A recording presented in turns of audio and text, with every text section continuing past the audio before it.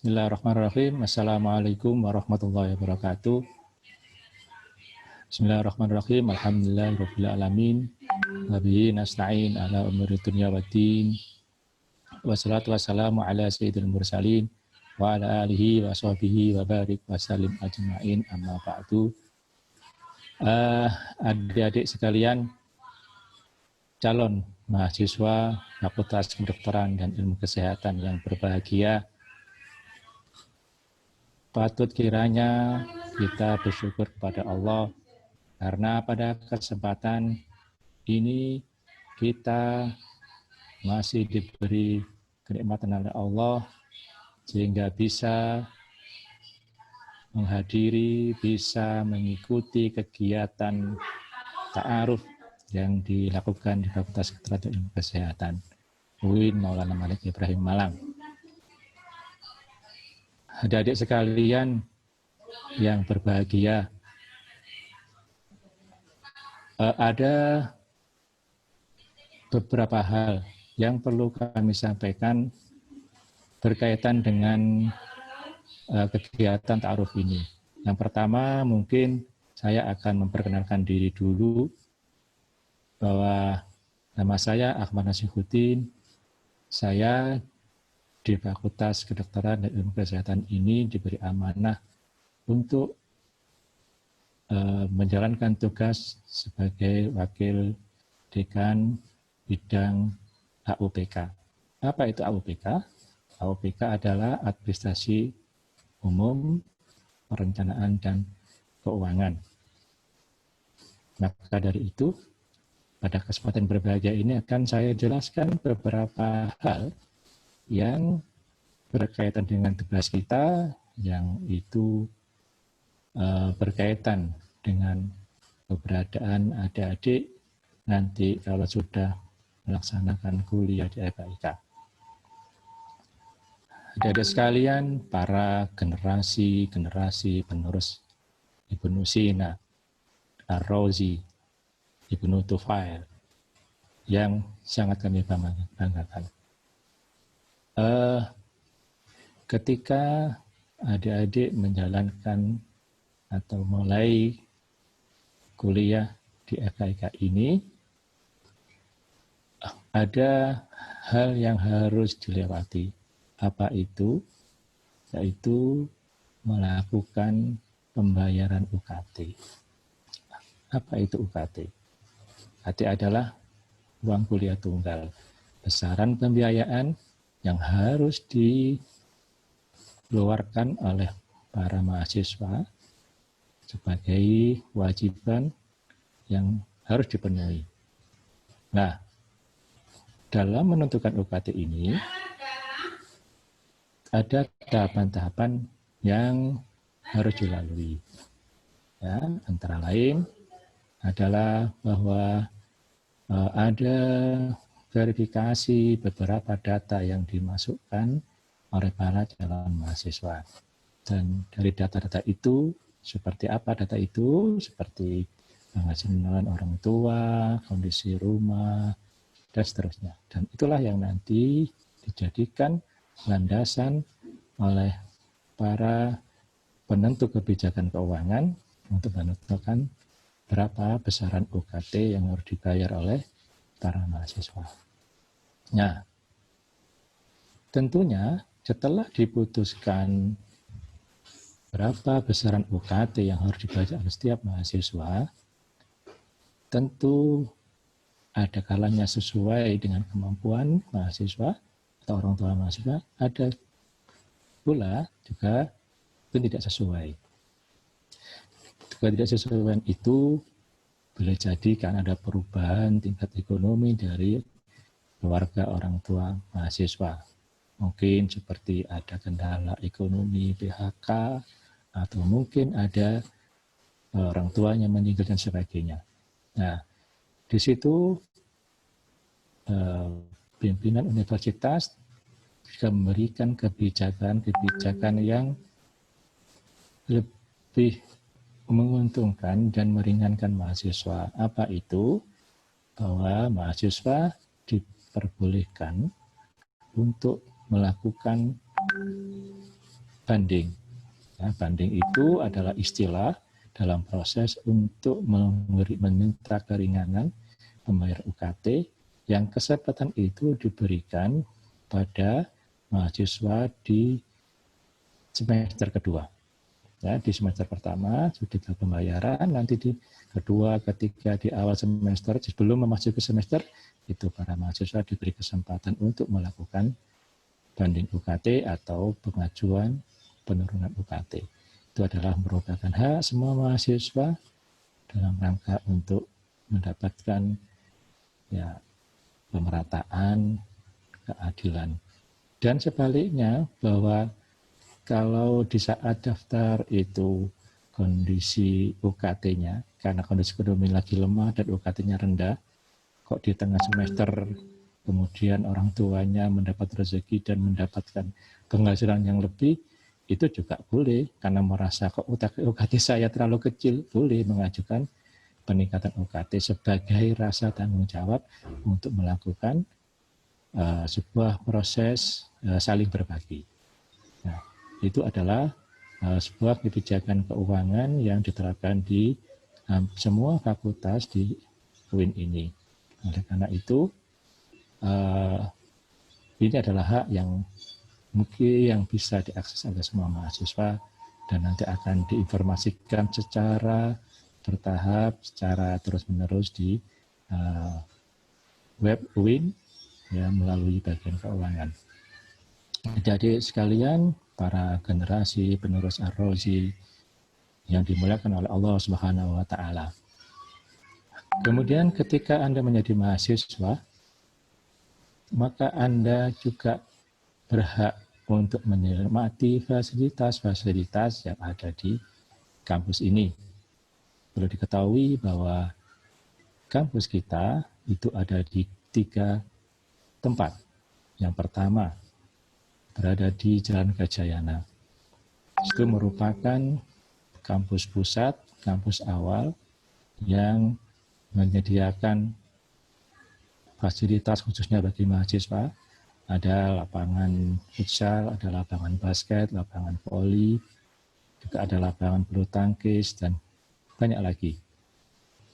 Kemudian di kampus 2 di Jalan Soekarno, Insinyur Soekarno di Batu, itu juga ada beberapa kampus kedua yang juga ada beberapa fasilitas yang juga bisa dimanfaatkan oleh mahasiswa, seperti di situ ada ma'had untuk mahasiswa di tahun pertama, juga beberapa ruang-ruang pertemuan yang itu bisa dipakai untuk kegiatan mahasiswa. Kemudian di kampus 3 di mana tempat berkantornya para pimpinan Fakultas Kedokteran dan Ilmu Kesehatan. Nah, nanti di situ juga ada beberapa fasilitas yang juga bisa dimanfaatkan oleh para mahasiswa. Selain ada beberapa lab yang itu dikelola oleh para pimpinan di jurusan, juga ada beberapa fasilitas yang bisa digunakan untuk kegiatan kemahasiswaan. Juga tidak lupa di situ ada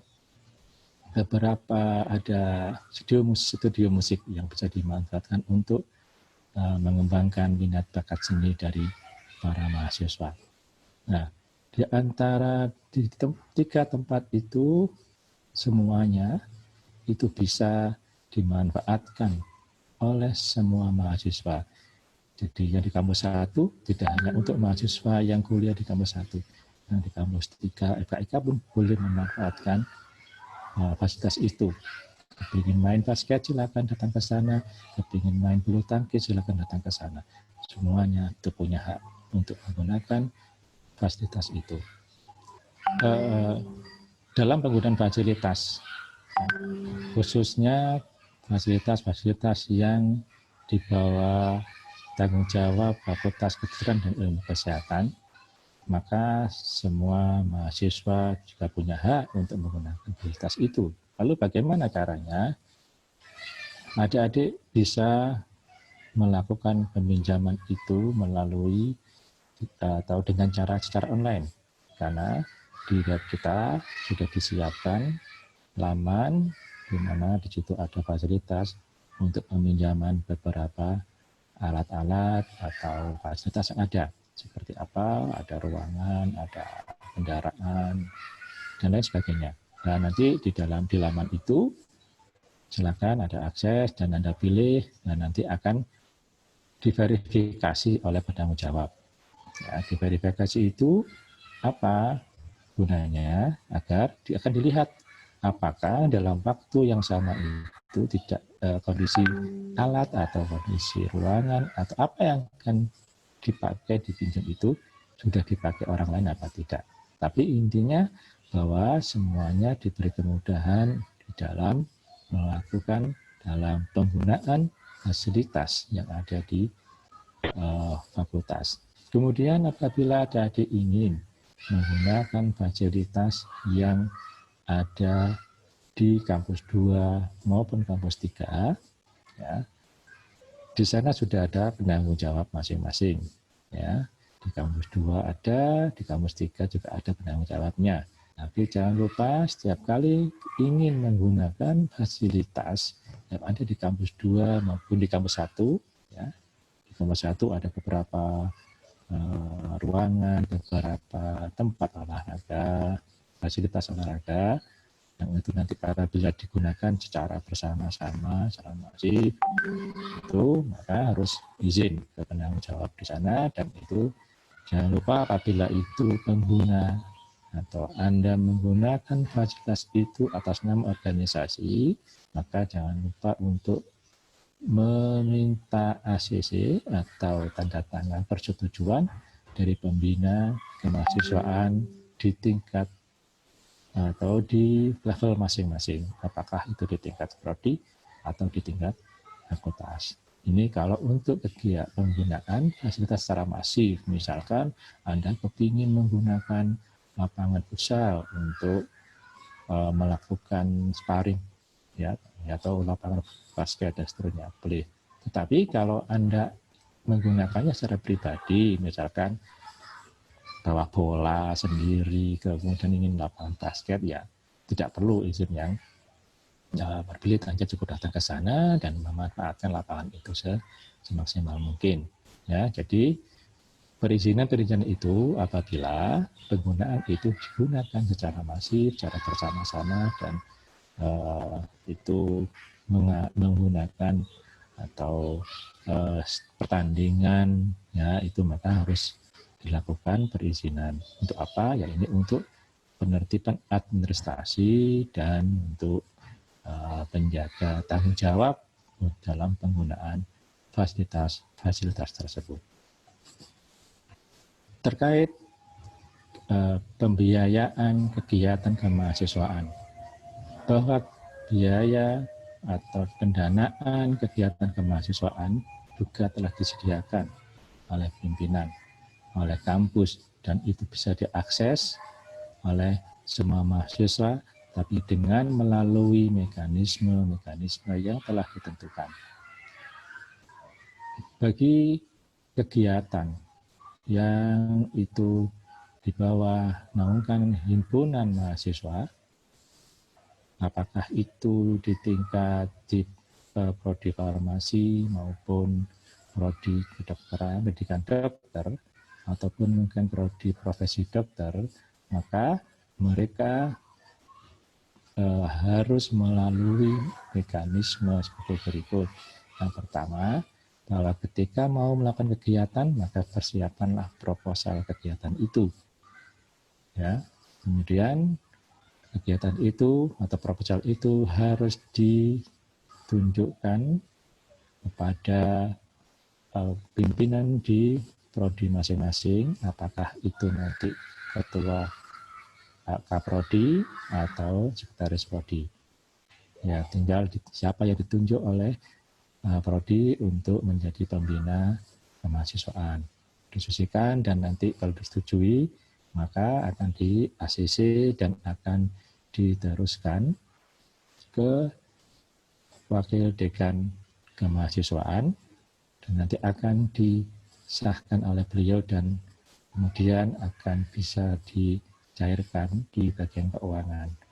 Ini untuk mahasiswa kegiatan kemahasiswaan di tingkat prodi. Kemudian untuk kegiatan yang dilakukan oleh mahasiswa di tingkat fakultas. Maka karena pembina kegiatan mahasiswa di tingkat fakultas adalah wakil dekan kemahasiswaan, maka ketika mau melakukan kegiatan, mekanisme adalah membuat proposal, kemudian diajukan ke wakil dekan bidang kemahasiswaan. Nah, disitulah perlu ada diskusi dan kemudian bila sudah dianggap baik dan dilakukan ACC oleh wakil dekan kemahasiswaan. Setelah itu akan dibawa ke bagian keuangan untuk dicairkan. Adik sekalian yang dimuliakan oleh Allah, nah tentunya setiap kali ada kegiatan, setiap kali ada penggunaan anggaran, maka jangan lupa di situ harus ada pertanggungjawaban. Karena apa? Karena ini adalah perguruan tinggi negeri, semua anggaran itu adalah anggaran pemerintah, maka mekanisme akhir dari sebuah anggaran adalah pelaporan. Nah, nanti akan dibimbing oleh di bagian keuangan, bagaimanakah cara melaporkan dari itu dan bagaimana bentuk laporannya. Tapi yang terpenting adalah bahwa semua anggaran yang digunakan untuk kegiatan kemahasiswaan, maka dalam jangka waktu maksimal ya 1 minggu setelah kegiatan, maka harus segera dilaporkan. Karena nanti dari pihak fakultas juga akan melaporkan penggunaan anggaran itu ke bagian keuangan di universitas. Nah, saya kira itu harus betul-betul dipahami dan dilakukan. Karena apabila pelaporan terhambat, maka perputaran keuangan di fakultas juga akan terhambat.